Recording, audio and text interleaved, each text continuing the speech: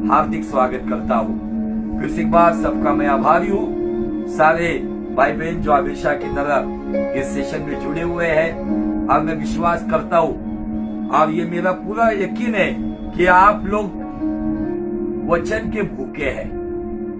जैसे उन जमाने में जब पतरस को बुलाहट मिली तब एक ऐसी भीड़ दिखती है। बाइबल कहती है कि भीड़ यीशु मसीह का वचन सुनने के लिए उस पर गिर रही थी। आप वो भीड़ हो जो वचन के भूखे हैं। अब निश्चय जो वचन के भूखे हैं यही उन लोगों की पहचान है, वो परमेश्वर के प्रेमी है। God's lover people. आज की डेट में मैं विश्वास करता हूं कि आज भी परमेश्वर आपके जीवन में अद्भुत काम करेगा। जिस विषय पर हम अध्ययन कर रहे वो विषय है अधीनता से महानता। और यहोशू के जीवन से हमने पिछले सप्ताह में कुछ बातों के ऊपर अध्ययन किया था और निश्चय हम विश्वास करते कि खुदावन ने हमारे बहुत सारे सवालों के जवाब दिए हैं और आज भी वो बहुत सारे सवालों के जवाब देगा। लेकिन थोड़ी सी रिवीजन होनी चाहिए। रिवीजन यह है, वचन नहीं पढ़ेंगे। यीशु पर ईमान रखने वाला याकूब 4:7 के अनुसार वो परमेश्वर की अधीनता में होना चाहिए। परमेश्वर की अधीनता में मतलब परमेश्वर के वचन को अपने जीवन में प्रथम स्थान देने वाला, वचन के अनुसार जीवन जीने वाला, केवल वचन जानने वाला नहीं तो वचन के अनुसार अपना आचरण करने वाला। वचन के अनुसार अपने जीवन में फिर फायदा हो या नुकसान हो, उसको प्रमोशन मिले या ना मिले, भले उसको बड़ी शान बान की बात मिले या ना मिले, लेकिन जो वचन को अपने जीवन में स्थान देता है उसको जरूर लेट मिलता है लेकिन बेस्ट मिलता है। आमीन। वचन के अनुसार मुझे स्पेशली बताना है जो यंगस्टर्स है, यंगस्टर्स इन दिनों में स्पेशली जो वचन के अनुसार चलते, जो खुदा के अधीन है, वो अपने लाइफ पार्टनर को ढूंढने के लिए जल्दबाजी नहीं करेंगे। थोड़ा सा लेट मिलेगा लेकिन निश्चय बेस्ट पार्टनर मिलेगा। जिन लोगों ने अपनी मनमानी करते हुए अपने चुनाव किए आज वो पत्थर पे अपना सर पटक रहे। इसलिए एक सच्चे मसीह की पहचान है, जो जवान हो या बुजुर्ग हो या मिडिल एज का व्यक्ति हो, वो व्यक्ति वचन के अधीन मतलब परमेश्वर के अधीन। और बाइबल कहता है खुदावन के अधीनता में जो होता है, परमेश्वर के अधीन हो जाओ तब शैतान का सामना करोगे तो वो तुम्हारी ओर से भाग जाएगा। भगाने की जरूरत नहीं है, आपको खुदावन की अधीनता में आना होगा। जब आप अधीनता में आओगे तो अधीनता आपको अधिकार के द्वारा महानता में लेकर जाएगा। उसके बाद परिवार के बातों में हमारे जो रिलेटिव्स है, माँ बाप है, स्पेशली पत्नी है तो पति के अधीनता में, फिर पत्नी पढ़ी लिखी हो, बड़े घर की हो, कैसी भी हो, लेकिन पत्नी का सिर पति है, उसको हर हालात में अपने पति की अधीनता में रहना होगा। बच्चों को अपने माँ बाप की अधीनता में रहना होगा, जैसे कि यीशु मसीह यूसुफ और मरियम के वश में था। परमेश्वर का पुत्र होने के बावजूद मनुष्य का पुत्र बनकर वो मनुष्य के अधीन रहा। अपने सारी ताकत, अपनी सारी सामर्थ को जीरो बनाकर, खाली बनाकर वो मनुष्य के अधीन रहा। इसलिए जब उसका समय आया तो आंधी उसका शब्द सुनता था, तूफान उसका शब्द सुनता था, लहरों पे वो चलता था, मुर्दे जिंदा होकर आते थे, कुष्ठ रोगी जो भी कोड़ी चंगे हो जाते थे, लहू की बीमारी वाली स्त्री छूने से चंगी हो जाती है, याईर की बेटी हाथ पकड़ने के साथ जिंदा हो जाती। क्यों? क्योंकि अधीनता अधिकार से महानता में लेकर आती है। आज इन दिनों में हम इन बातों पे बहुत ही गंभीरता से सोचना होगा। क्या मैं खुदा के वचन के अनुसार, परमेश्वर के वचन से मैं पवित्र चाल चल रहा हूं? क्या मैं खुदावन को प्रसन्न करने वाला जीवन जी रहा हूं? क्या मैं परमेश्वर की मर्जी को समझकर बड़े दिल से किसी को माफ कर रहा हूं? क्या गलती होने के बाद मैं माफी मांग रहा हूं? क्या मैं हटीली उस पीढ़ी के जैसे इस पीढ़ी को हटीली पीढ़ी कहा गया है, क्या उस पीढ़ी के समान हूं कि मैं अपनी मनमानी करता हूं, मेरी गलती होने के बावजूद मैं आर्ग्यूमेंट करता हूं लेकिन मैं अंगीकार नहीं करता हूं? आपको मुझे बताना है कि जो परमेश्वर के वचन के अनुसार चलेगा, आने वाले दिनों में खुदावन उन्हें अधिकार के साथ महानता में यूज करेगा। माऊ में ही क्या, माऊ से बाहर, भारत के बाहर आपको इस्तेमाल करेगा, क्योंकि परमेश्वर उन लोगों को इस्तेमाल करता है जो उसके वचन के अधीन है, परिवार के अधीन है, सीनियर वरिष्ठ लोगों के अधीन है, काम काज जहाँ पे करते हैं उस साहब के अधीन है, और उसी के साथ साथ सारा परिवार अपनी कलीसिया के चरवाहे के मतलब पासबान के अधीन है। ये बातें उन लोगों को मुझे आपको बताना है कि उन्हें अधीनता से महानता में लेकर जाते।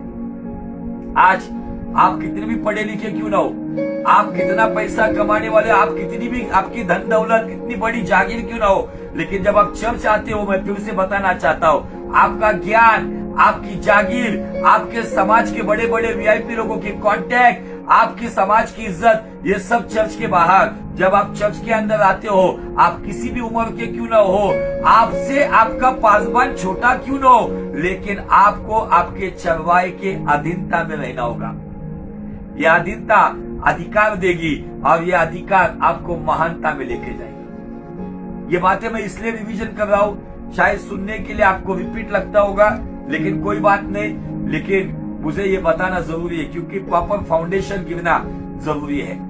अब जब ये बातें हम देखते हैं यहोशू के जीवन से हमने देखा कि यहोशू एक ही वक्त में खुदावन की भी अधीनता में था और अपना अगुआ, अपना लीडर मूसा की भी अधीनता में था। मूसा ने उसको उस सिनाई पर्वत पर जो गया था, तब मूसा ने उसको जो जगह बताई थी, उस जगह पे यहोशू शायद रुका हुआ होगा। इसलिए जब वो पर्वत से नीचे आ रहा था, जब उसको पता चला कि इजराइल लोगों ने पाप किया है, तब उसको पहली मुलाकात करने वाला व्यक्ति कौन था? तो यहोशू को भी पता नहीं था कि वहां क्या चल रहा है, क्योंकि यहोशू लोगों के साथ नहीं था, न मूसा के साथ था, उस मध्य में था, अगुवे की आज्ञा का पालन करते हुए उस पर्वत के किनारे था। अब जब आगे जाके हमने देखा कि जैसे दोस्त के साथ बात करता है, भाई के साथ बात करता है, वैसा ही परमेश्वर मूसा के साथ बात करता था। और जैसा मूसा मेल मिलाप वाले तंबू से निकल जाता था, लेकिन यहोशू नून का पुत्र, मूसा का सेवक, ऐसा लिखा है कि वो मिलाप वाले मंडप में परमेश्वर की हुजूर में मगन होता था। ही लिंगर्ड, ऐसा लिखा है इंग्लिश में। मैं इतना पढ़ा लिखा नहीं हूँ, लेकिन मैं हिंदी, इंग्लिश, मराठी तीनों शब्दों को देखते रहता हूँ। वहां पे एक शब्द मुझे मिला, लिंगर्ड, क्योंकि आज बहुत सारे लोग गलत जगह पे, लिंगर्ड मतलब अपना टाइम वहां पे व्यस्त करना। कुछ लोग कहीं पर भी टाइम व्यस्त करते, लेकिन यहोशू अपने अगुआ जब खुदा के साथ बात करता था, तो शायद आंगन में रुककर, गर्दन झुकाकर, वो जब तक मूसा नहीं आता तब तक वो बाहर रुका रहता था। जैसे मूसा वहां से चला जाता था, वो भी उस हुजूरी में खुदा के साथ समय बिताता था। एट ए टाइम वो खुदा की अधीनता में और मनुष्य की अधीनता में था, इसीलिए परमेश्वर ने उसको अनुग्रह दिया। मूसा के बाद ना उसका बड़ा बेटा गेर्शोम आया, ना कहाती आया, ना मरारी आया, ये तीनों बेटों को नहीं। तो मूसा के बाद मैं आपको बताना चाहता हूँ, मूसा लाठी लेके चलता था, लाठी के बाद तलवार का इस्तेमाल किया खुदावन ने, और वो तलवार यहोशू की तलवार थी। यहोशू का नामकरण भी परमेश्वर का दास यहोशू ने, मूसा ने किया। यहोशू का नाम होशे था, जिसका नाम है उद्धार, लेकिन उसका नाम यहोशू मूसा ने रखा, मतलब यहोवा उद्धार करता है। आमीन, हालेलुया। अब इन सब बातों से हम आगे चले, और एक जगह पर जब हमने देखा कि वहां पर जब परमेश्वर की आत्मा का अभिषेक किया गया, और उस जगह पर बाइबल कहती है कि जब वहां पर यहोशू ने मूसा को कहा था कि कुछ लोग भविष्यवाणियां कर रहे थे, वो दो लोग जो भविष्यवाणियां कर रहे थे, उनको रोकने के लिए वहां पर एल्दाद और मेदाद नाम का व्यक्ति भविष्यवाणी कर रहा था। उनको रोकने के लिए 29 वचन में, गिनती का 11 अध्याय वचन 29 में, नंबर्स चैप्टर 11 वर्स 29 में मूसा ने उससे कहा, क्या तू मेरे कारण जलता है? भला होता कि यहोवा की सारी प्रजा के लोग नबी होते। उसके पहले 28 वचन में मूसा का जो सेवक है, चुने हुए वीरों में से एक था, वो यहोशू से कहता है, स्वामी मेरे स्वामी उनको रोक दे। आप आपके अगुवे को आज्ञा नहीं दे सकते, आप आपके लीडर्स को कमांड नहीं दे सकते, रिक्वेस्ट कर सकते हो। यहाँ पे कहीं ना कहीं उसके अंदर एक जोश था, नहीं नहीं नबूवत करेगा तो मूसा ही करेगा, क्योंकि मूसा ही नबी था। लेकिन मूसा ने उसको डांट फटकार लगाने के बाद यहोशू ने वहां पर आर्ग्यूमेंट नहीं किया। इन दिनों में चर्चेस में कुछ पास्टर मुझसे बात करते हैं, मेरे चर्च में भी कभी ऐसी बार हुआ भी है, यंगस्टर्स लोग गलतियों को एक्सेप्ट नहीं करते, वो अपनी गलतियों को मानने से ज्यादा वो तर्क वितर्क और आर्ग्यूमेंट करने में समय बिताते। और ऐसे आर्ग्यूमेंट करने वाले लोग कभी भी उन्नति नहीं पाते। भले आपका अगुआ कड़वा हो, जैसे हमने देखा है कि भले आपके जो भी हकीम आपके ऊपर रखे गए, स्वामी रखे गए हैं, वो भले ही कुछ भले और नम्र हो या कुछ कड़वे हो, आपको उनके भी अधीनता में रहना है, क्योंकि यही कड़वाहट आपको डिसिप्लिन में तमीज सिखाकर यीशु का सही चेला बना सकता है। आमीन। बाइबल यहाँ पे कहती है, जब ये बात सुनने के बाद यहोशू ने कोई पलटकर जवाब नहीं दिया। उसके बाद गिनती का 13 अध्याय, जहाँ पे बाइबल कहती 13:16 में, नंबर्स 13:16 में, जिन पुरुषों को मूसा ने देश का भेद लेने के लिए भेजा था उनके नाम यही है, और नून के पुत्र होशे का नाम उसने यहोशू रखा। कितना अटैचमेंट है देखो एक दूसरे के साथ। मूसा ने उसका नाम रखा। कनान में जाने से पहले वो होशे था उद्धार, लेकिन भेजते वक्त उसे यहोशुआ बनाया, यहोशू बनाया। यहोवा उद्धार है, क्योंकि वहां से आगे कनान में वो जा रहा था, क्योंकि कनान की बागडोर मूसा के बाद यहोशू को संभालनी थी। ये बात मूसा को खुदावन ने शायद बताई थी, इसलिए उसने ऑलरेडी उसके नाम का नामकरण किया है। अब जब ये बातों से हम आगे चलते हैं, क्या हुआ, इस अधीनता से वो महानता में कैसे पहुंचा। जब मूसा का टाइम खत्म होने को आया, ड्यूटरमनी उसका चैप्टर 31 व्यवस्था विवरण का अध्याय 31 में उसका शीर्षक दिया है, मूसा का उत्तराधिकारी। मूसा का उत्तराधिकारी, गेर्शोम नहीं, कहाती नहीं, मरावी नहीं, उसका हेडिंग ये दिया है। और एक वचन से ऐसे लिखा है, मूसा ने जाकर ये बातें सब इजराइलियों को सुनाई। पहले तो उसने सारी बातें यहोवा से सुनी, सुनने के बाद ये सारी बातें उसने इजराइल को सुनाई, और उसने उनसे यह भी कहा, यह भी मतलब एडिशनल कुछ बात कही। वो एडिशनल बात क्या थी, आज मैं 120 वर्ष का हूं और अब मैं चल फिर नहीं सकता, क्योंकि यहोवा ने मुझसे कहा है कि तू इस यरदन पार नहीं जाने पाएगा। तेरे आगे पार जाने वाला तेरा परमेश्वर यहोवा ही है। वह उन जातियों को तेरे सामने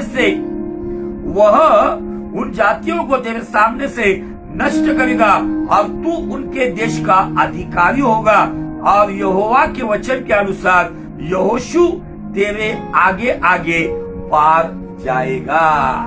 हालेलुया, प्रेज़ द लॉर्ड। देखो एक अगुवे की, एक अच्छे अगुवे की पहचान, जिसके अंदर कोई जलन नहीं है, जिसके अंदर कोई ईर्ष्या नहीं है, जिसके अंदर कोई भी, जैसे मैंने लास्ट टाइम कहा था, घराने शाही का एक स्पिरिट है। अगर मैं पास्टर हूं तो मेरे बाद मेरा बेटा ही पास्टर होगा। ये घराने शाही का स्पिरिट नहीं था। उसको पता था कि उसके बच्चे, उनको अलग बुलाहट खुदावन ने दिए, और खुदावन ने मेरे बाद लाठी को छोड़ अभी तलवार को चुना है, और वो तलवार है यहोशू। क्योंकि जंगल में लाठी की जरूरत थी, जंगल में रास्ता निकालने के लिए, पहाड़ चढ़ने के लिए, सहारा लेने के लिए लाठी की जरूरत थी, और वो था मूसा। लेकिन यरदन पार करके युद्ध के लिए तलवार की जरूरत थी, इसीलिए यहोशू को चुना गया।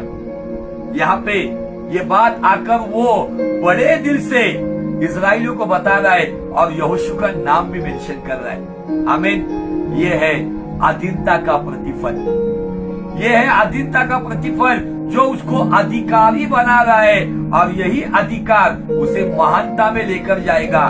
आगे चलते आप देखते क्या हुआ। और जिस प्रकार यहोवा ने अमोरियों के राजा सिहोन और ओग और उसके देश को नष्ट किया, उसी प्रकार से उन सब जातियों से भी करेगा। और जब यहोवा उनको तुमसे हरवा देगा, तब तुम उन सारी आज्ञाओं के अनुसार उनसे करना जो मैंने तुमको सुनाई है। तू हियावबान और दृढ़ हो, उनसे न डर और न भयभीत हो, क्योंकि तेरे संग चलने वाला तेरा परमेश्वर यहोवा है। वो तुझको धोखा न देगा और न छोड़ेगा। आमीन। कभी ना छोड़ेगा, कभी धोखा न देगा। वो तेरे संग सदा सर्वदा है। आगे 31 अध्याय का 7 वचन कहता है व्यवस्था विरोध का। तब मूसा ने यहोशू को बुलाकर सब इजराइलियों के सम्मुख कहा, तू हियावबान दृढ़ हो जा, क्योंकि इन लोगों के संग उस देश में जिसे यहोवा ने इनके पूर्वजों से शपथ खाकर देने का कहा था, तू जाएगा और तू उनको उसका अधिकारी कर देगा। आमीन। हालेलुया। यह है अधीनता का प्रतिफल। आज बहुत सारे लोग जल्दबाजी कर रहे हैं। जल्दबाजी से उनको स्टेज चाहिए, उनको पुलपिट चाहिए, उनको प्रचार करने के लिए चाहिए, उनको नीचे के स्टेप बाय स्टेप काम नहीं चाहिए, उनको डायरेक्टली हाथ में माइक चाहिए। उनको लगता है सेवकाई मतलब प्रचार करना, सेवकाई मतलब प्रार्थना करना ऊपर से स्टेज पर से, सेवकाई मतलब आराधना करते हुए ऊपर स्टेज पर जाना। नहीं, आपको स्टेप बाय स्टेप आना होगा। यहोशू स्टेप बाय स्टेप आया, डांट खाते हुए आया, अपने अगुवे की सेवा करते हुए आया, उसको जो जिम्मेदारी दी गई उस जिम्मेदारी को पूरा करते हुए आया। जब उसका समय आया, यही अधीनता उसे अधिकार देकर महानता की ओर लेकर जा रहा है। बाइबल आगे कहती है 8 वचन में, अब तेरे आगे आगे चलने वाला यहोवा है, वो तेरे संग रहेगा और न तो तुझे धोखा देगा और न छोड़ देगा, इसलिए मत डर और तेरा मन कच्चा ना हो। Hallelujah, praise the Lord. ये सारी बातें इजराइलियों के लाखों लोगों के सामने मूसा ने प्रकट की। यहां से आगे अब मैं नहीं, आपका लीडर यहोशू है। Joshua is a leader. क्यों लीडरशिप में आया हो? जोशुआ ने कभी ये सोचा नहीं था, यहोशू ने कभी ये सोचा नहीं था कि मुझे ये स्थान मिलेगा। वो केवल नम्रता से, कोई भी एक्सपेक्टेशन ना रखते हुए, कोई भी आस ना रखते हुए, कोई भी मतलब ना रखते हुए वो खुदावन की भी सेवा करता था और अपने अगुवे की भी सेवा करता था। दिन रात खुदावन की और अगुवी की सेवकाई में तैनात था। इसलिए जब उसका समय आया तो परमेश्वर ने यर्दन पार लेकर जाने के लिए, उस प्रतिज्ञा के देश में कदम रखने के लिए खुदावन ने यहोशू का इस्तेमाल किया। आमीन, हालेलुया। डायरेक्ट हम चलेंगे 14 वचन, व्यवस्था विवरण का 31 अध्याय और वचन 14। फिर यहोवा ने मूसा से कहा, तेरे मरने का दिन निकट है, तू यहोशू को बुलवा और तुम दोनों मिलाप वाले तंबू में आकर उपस्थित हो कि मैं उसको आज्ञा दूं। आमीन। पहले आज्ञा आई किसके पास से? मनुष्य के द्वारा, मूसा के द्वारा, अपने लीडर के द्वारा। लेकिन इसका कंफर्मेशन परमेश्वर क्या कहता था? इसके पहले मूसा को कहता था बेल मिलाप वाले तंबू में आजा। लेकिन यहाँ पे थोड़ा सा बहुत ही आशीषित वर्ड है। क्या है? फिर यहोवा ने मूसा से कहा, तेरे मरने के दिन निकट है, तू यहोशू को बुलवा। उस दिन यहोशू को स्पेशल निमंत्रण मिला, इनविटेशन मिला, बुलाहट का निमंत्रण मिला। मूसा ने जाकर यहोशू को अपने घर से बुलवा भेजा होगा, यहोशू आजा, यहोवा तेरे साथ वार्तालाप करना चाहता है, परमेश्वर तुझसे बात करना चाहता है। यहोशू, परमेश्वर ने मुझे भेजा है तुझे बुलाने के लिए। अगर देखो कोई व्यक्ति किसी को बुला भेजता है, बेटे को बोलता है जा उस व्यक्ति को बुला के लेके, वो कहता है मेरे डैडी ने बुलाया है। लेकिन यहाँ पे बात अलग है। परमेश्वर की सेवकाई करने वाला 40 साल लीडरशिप करने वाला सेवक परमेश्वर की हुजूरी में वो अभिषेक से भरा हुआ सेवक वो आकर कहता है, अद्भुत बात है, 40 साल मिस्र में, 40 साल उस जगह में, विद्यान में, 40 साल इस अगुवाई में, इतनी बड़ी सेवका 120 साल का मूसा, इतना सीनियर व्यक्ति अपने जूनियर को जाकर कहता है यहोशू, यहोवा ने तुझे बुलाया है। आमीन। आगे देखो क्या हुआ, तू यहोशू को बुलवा, तुम दोनों मिलाप वाले तंबू में आकर उपस्थित हो कि मैं उसको आज्ञा दूं। अभी तू नहीं देगा मूसा, मैं दूंगा।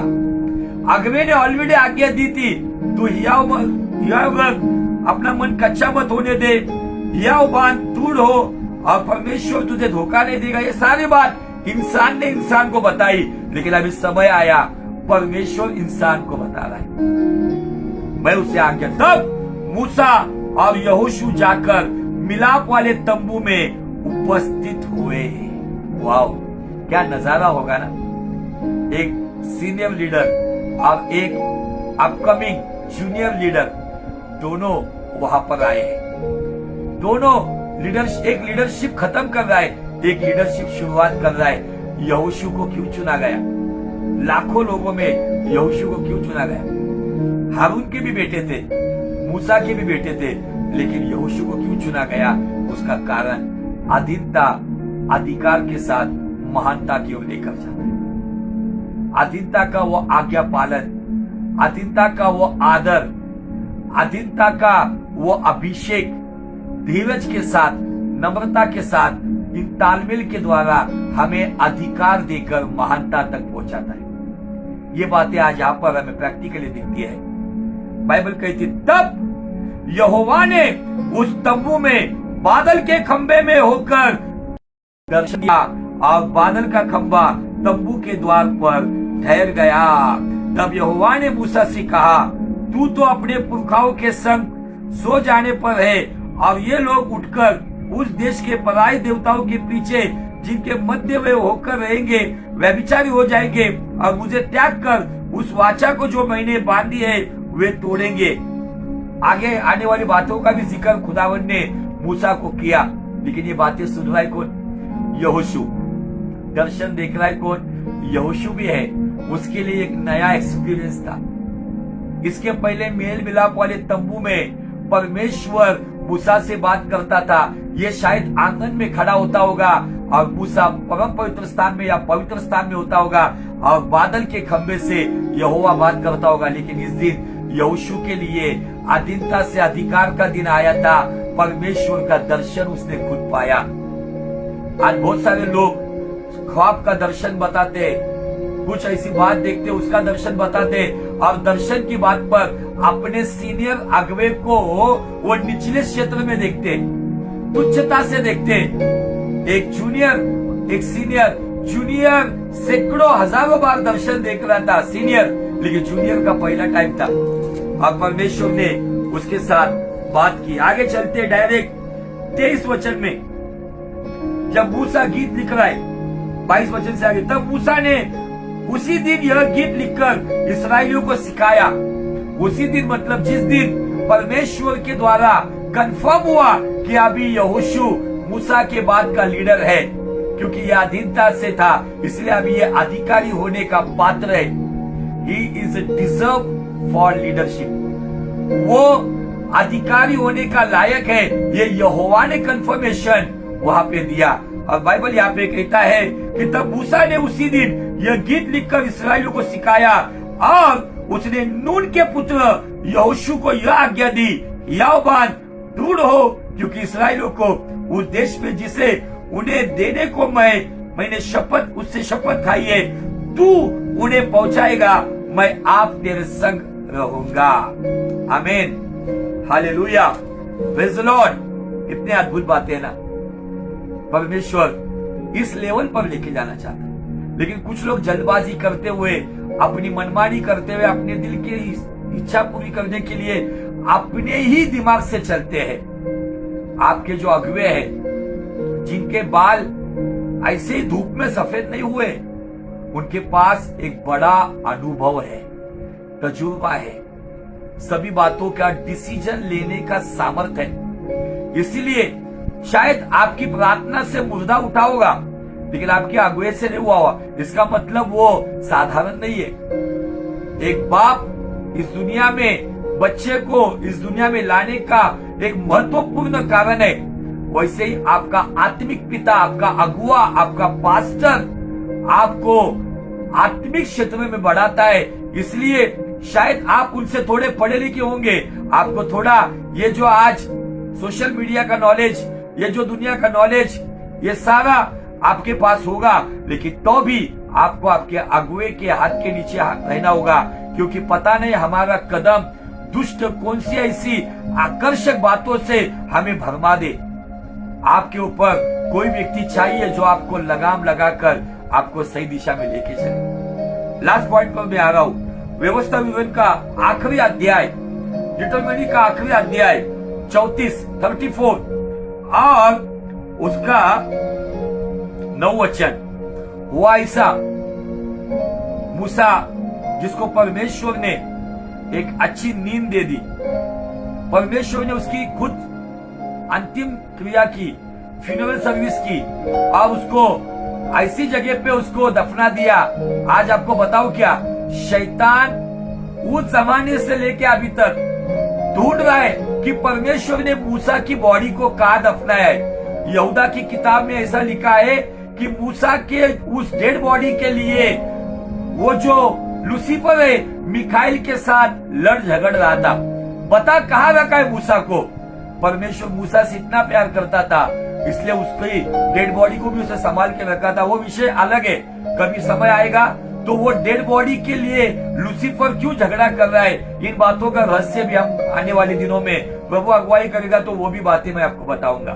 बहुत अच्छे बातें परमेश्वर ने, राज की बातें। मैं एक साधारण व्यक्ति हूँ, लेकिन खुदावन ने मुझ पर खोल दिए ताकि मैं आपको बता सकूं। जब समय आएगा तब वो भी मैसेज हम देखेंगे।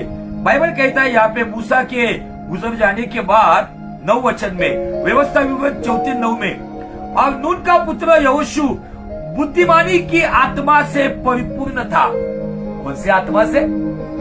सामर्थ्य आत्मा से, चिन्ह चमत्कार करने वाली आत्मा से नहीं, बुद्धिमानी की आत्मा से परिपूर्ण था, क्योंकि मूसा ने अपने हाथ उस पर रखे थे। आज की डेट में कोई कहता नहीं मुझे इस सेवक से अधिक ज्ञान है। शायद वो सेवक आपके चर्च का सेवक होगा, पासवान होगा, लेकिन एक बात सुनो, आज माऊ के अंदर ये जो सत्संग बिलीवर चर्च है, इसके अंदर जो जवान है या मिडिल एज के लोग हैं, आज की डेट में आप जो सेवकाई कर रहे हो, आप जो अच्छा जॉब कर रहे हो, बिजनेस कर रहे हो, समाज में जो आपको एक अच्छा स्थान मिला है, इसके पीछे आपके अगुवे का आपके सर पे हाथ, ये सबूत है। यहाँ पे ये सबूत है। यहाँ पे बाइबल यहाँ पे कहती है कि मूसा ने अपने हाथ उस पर रखे थे, इसलिए यहोशू के ऊपर बुद्धिमानी की आत्मा मंडरा रही थी या बुद्धिमानी की आत्मा काम कर रही थी। आमीन, हालेलुया। आगे दिया है, अब इस्राएली उस आज्ञा के अनुसार जो यहोवा ने मूसा को दी थी उसकी मानते रहे। Hallelujah, praise the Lord. Bible यहाँ पे हमें स्पष्ट रीति से बताती है। क्या बताती है? यहोशू वहां से आगे प्रतिज्ञा के देश में कैसे पहुंचा, यहोशू यरदन पार कैसे कर गया, यहोशू ने यरीहो पे जय कैसे प्राप्त की, यहोशू ने बड़े बड़े कारनामे कैसे किए, बड़े बड़े युद्ध कैसे जीते, उसके पीछे का कारण एक अभिषेक उस पे बह रहा था, और वो अभिषेक उसके अगुवे का था। एक अगुआ अपने चेले को बना सकता है या एक अगुआ अपने चेले को बिगाड़ भी सकता है। इसलिए अगुओं को भी इन दिनों में सोचना होगा, क्या मैं खुदा के साथ सही चल रहा हूँ? जिन लोगों को मैं तैयार कर रहा हूँ, क्या उनके ऊपर मैं हाथ रखूंगा? क्या परमेश्वर मुझसे बेहतर उसको इस्तेमाल करेगा? जो काम मूसा नहीं कर पाया वो काम यहोशू ने किया। इसका मतलब खुदा की तुलना में मूसा नीचे और यहोशू ऊंचे, ऐसा नहीं होता है। जब यीशु मसीह को उस पर्वत के ऊपर जब दर्शन हुआ, जिस पर्वत को रूपांतरण का पर्वत कहा जाता है, वहां पर दो चेहरे दिखे थे। उसमें का एक चेहरा था मूसा का और दूसरा था एलिया का। वहां पे मूसा क्यों आया था? क्योंकि मूसा ऑलरेडी खुदा के राज्य में गया। आमीन, हालेलुया, प्रेज़ द लॉर्ड। भले वो कनान में नहीं गया, लेकिन वो सियोन में गया, परमेश्वर के सम्मुख गया। उसकी काम करने की सेवकाई यरदन तक ही उसकी सेवकाई थी। यरदन के बाद यहोशू की सेवकाई थी। बाइबल अद्भुत रीति से इस बात से हमें सिखाती है कि अगर हम अधीनता में रहेंगे तो यह अधीनता हमें अधिकार देकर महानता में लेकर जाएगी। अब उसका राज हमने आज खोला है। वो राज ये है, व्यवस्था विवरण 34:9 के अनुसार यहोशू की सेवकाई या यहोशू के हर काम में वो जयवंत क्यों हुआ? तो उसके पीछे उसके अगुवे का हाथ था। आपके घर में आपके माँ बाप भले ही पढ़े लिखे नहीं होंगे, लेकिन आपके माँ बाप की दुआएं है, इसलिए आज आप टॉप लेवल पर पढ़ रहे हो, टॉप लेवल पर जॉब कर रहे हो, टॉप लेवल पर आप कुछ ना कुछ बड़ा काम कर रहे हो। उसके पीछे आपके माँ बाप का हाथ है। भले आपके माँ बाप ने अपने पेट को काट काट कर आपको संभाला होगा, साधारण स्वरूप में रहोगे, लेकिन आपको टॉप लेवल पे लाया है। ये टॉप लेवल की जगह आपको आपके ज्ञान बुद्धि और आपकी मेहनत से ही है। तो उसका पहला कारण है, इसके पीछे आपके माँ बाप का हाथ, आपके माँ बाप की दुआएं, आपके माँ बाप की मेहनत। वैसे ही एक अगुवे, एक पास्टर की दुआ, एक पास्टर का अभिषेक, एक पास्टर किसी बिलीवर के लिए, चेले के लिए मेहनत करता है, तब जाके चेला महिमा से महिमा में महानता को प्राप्त करता है, जब वो अधीनता में रहता है। Hallelujah, praise the Lord. मैं यहाँ पे रुकता हूँ, समय पूरा हुआ है, लेकिन आज समझ लो इन बातों को। यहोशू कैसे अधीनता में रहा और कैसे उसके जीवन में ये सारी बातें आए। आज हमने इन अधिकार को देखा है।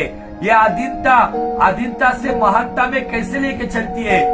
आने वाले सप्ताह में हम यहोशू को खुदावन महानता में कैसे लेकर गया, कैसे उसके साथ बात करता था, कैसे उसका इस्तेमाल करता था, अधीनता से महानता तक। आज इन बातों पर हमने इन बातों के ऊपर अध्ययन किया है, लेकिन एक्चुअल में परमेश्वर ने उसको महान कैरेक्टर कैसे बनाया। यहोशू ये व्यक्ति है जिसके द्वारा साइंटिस्ट आज भी सोच रहे कि उन्हें संसार के सारे दिनों में एक दिन मिसिंग मिल रहा है। एक दिन नहीं मिल रहा है उन्हें, सभी दिन मिल रहे हैं, लेकिन एक दिन नहीं मिल रहा है। वो क्यों नहीं मिल रहा है? उसके पीछे का कारण यहोशू। ये है वो कारण जो हम अगले हफ्ते में देखेंगे। महानता तक कैसे खुदावन ने उसको पहुंचाया, इन बातों को हम और डिटेल में और डीपली गहराई तक देखेंगे। अधीनता से वो अधिकारी तो हो गया, लेकिन अधिकारी से वो महानता तक कैसे जाएगा, इन बातों के ऊपर यहोशू का कैरेक्टर हम अच्छे से अध्ययन करेंगे। अगले बुधवार को और डीपली हम इस मैसेज के ऊपर अध्ययन करेंगे।